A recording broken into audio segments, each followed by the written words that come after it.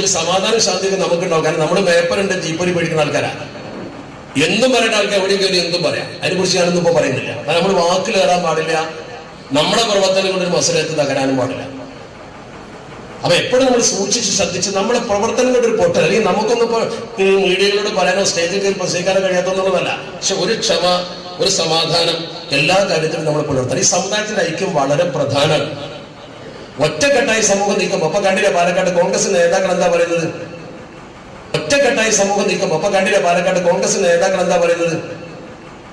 അവര് പ്രവർത്തിക്കുന്നത് കണ്ടാൽ മത്സരിക്കുന്നത് കോൺഗ്രസ് എന്നാണ് തോന്നിപ്പോകുന്ന. അത് ആത്മാർത്ഥതയുടെ ഒരു അവസ്ഥയാണ്. അന്യ പാർട്ടിയിൽ നിന്ന് കിട്ടുന്ന ഒരു ക്രെഡിബിലിറ്റിയാണ്. എന്താ മുസ്ലിം രാജാക്കാരുടെ ശത്രുക്കള്? ഒന്നുമല്ല. നമ്മുടെ കയ്യിൽ സത്യമുണ്ട്. നമ്മുടെ കയ്യിൽ സത്യമുണ്ട്. അതുകൊണ്ടാണ് നമ്മൾ നേരെ വർഗീയതക്കെതിരാണ് മുസ്ലിം. ഒരിക്കലും വർഗീയതയെ മുസ്ലിം പ്രോത്സാഹിപ്പിക്കില്ല.